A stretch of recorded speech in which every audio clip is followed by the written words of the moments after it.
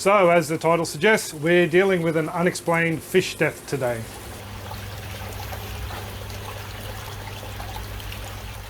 Just to give you folks a bit of a backstory as to how we got to this situation, I'll give you a look at the fish in a minute. Basically, it's been a very busy week here. We've been helping out our family, and I haven't been paying a lot of attention to the aquaponics. I've come down 3 times this week to harvest, and pretty much all checking the water, pH, and feeding the fish if the water's warm enough. And that's pretty much all been it for the time being. Now, I didn't get time to check the system in the afternoon yesterday, but I did check it in the morning. And when I came down this morning, I found this little fella here floating on the surface. So this little fish here is a native Australian jade perch. That's why there's a little black marks on him. That's got nothing to do with what's going on here. There is some slight discoloration on the scales. It looks a little bit lighter down here, and that's because this was the side that was floating on top of the tank. And I also noticed some blood in the fins, just there, and also the tail fin itself. The tail fin looks a little bit scraggly, but as you'll see in a minute with the other fish, that's not generally the case. They all look fairly healthy. The eyes a little bit smoky, the gills not overly red, and just to show you the other side again, a little bit more of his natural colour, a little bit of scale damage there or discoloration, but yeah, those black dots are rather normal for this fish. So now to work out what happened to this poor little fella. So the first thing I did was check on the other fish. I spent quite a bit of time just looking from the top of the tank to see if I could see any damage on the tails or any blemishes on the other fish. Also popped in the underwater cam and got a much better, clearer look at them, and I couldn't see any damage to them whatsoever.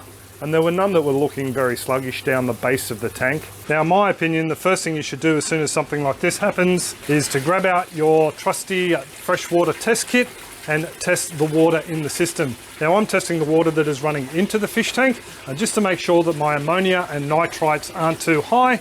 And this is pretty much, well, the results I've got. We have ammonia-wise, pretty much, well, 0 parts per million.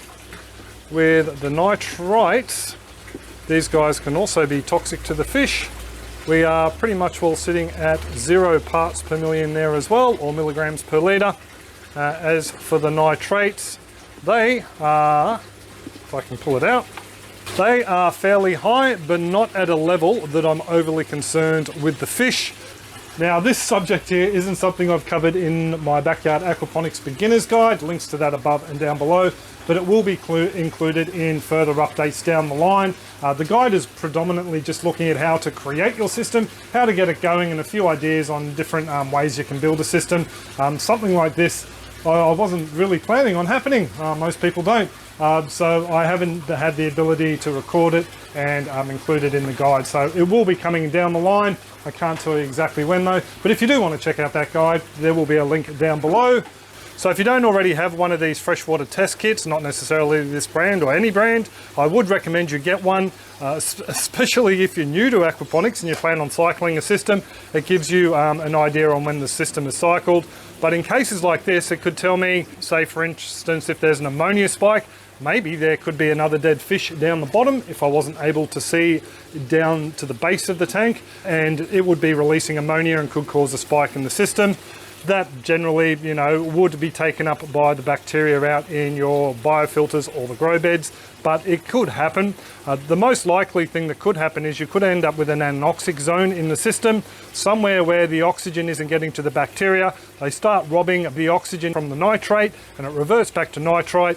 Then you have nitrite going back into your fish, gives them brown blood disease, which is basically nitrite poisoning, stops the hemoglobin from taking oxygen around to the vital organs of the fish, and you could end up with a fish kill that way. Something else you should consider is what's going on in your environment. Have the neighbours just sprayed for termites? Have they sprayed pesticides around that could be harmful to the fish? And not only them, but also the bacteria in the system. They are other things to consider. I don't think that is the case in hand here because I've only had one fish keel over on me, and I have a sneaking suspicion it's because of our deck upstairs. Now you might be able to see the gaps in between the floorboards. We have lights on our deck, and every now and then some wally like myself will turn the lights on late at night and it will flash directly into this tank, And these jade perch react to light flashing over the tank like a lot of varieties by jumping. This has happened to us a few times in the past. Most of the times I've been lucky enough to catch them, come down, pick them up and pop them back into the tank, no drama. I have had one that I did miss and he unfortunately died on the ground. And I have a suspicion that this fella here either ran into a side wall and hit it very hard, knocked himself unconscious and drowned, or maybe even jumped and hit the top of the cage here, and the same thing happened, knocked himself unconscious. It's not unheard of. I've spoken to people in aquaculture who said it can happen. So that's pretty much what I'm putting it down to. The poor fella knocking himself out and then drowning and laying on the base of the tank for a couple of days, and I haven't noticed him. And then he's finally floated to the surface, and that's why we're seeing these marks on him, because he's been exposed to the air. There's just not enough signs that there's been something else that's gone on. The gills aren't looking overly red or irritated. So yeah, very unfortunate, but these things can happen at times. And I noticed later on that we actually have a scale stuck on the top of the solids lifting outlet. So I think that sort of confirms my hypothesis that he may have jumped and knocked himself out.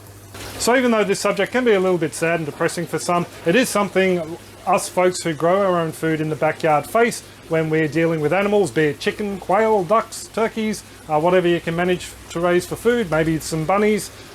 It does happen from time to time. You do have a death, but it's just all par for the course. The fish, just to let you know, will not be going to waste. I'll be planting it down in the Jack Puppy Poo graveyard down the back there where we bury all his scat. So we're trying to enrich the soil down there, so when we plant some trees out down there, there's going to be a nice healthy nutrient bank after the worms and the other soil biota break it down. So definitely won't be going to waste. So I do hope you folks have found the video interesting and may help a few of you out there down the track. Hopefully, fingers crossed, it won't happen to very many of you. Thank you to all you folks who are supporting us through the Farm Your Own Yard Patreon page and also our YouTube members. Thank you very much. Really do appreciate the support. But I will leave it there. Go and bury this poor little fella, and I will catch you folks later. Cheers all and happy growing.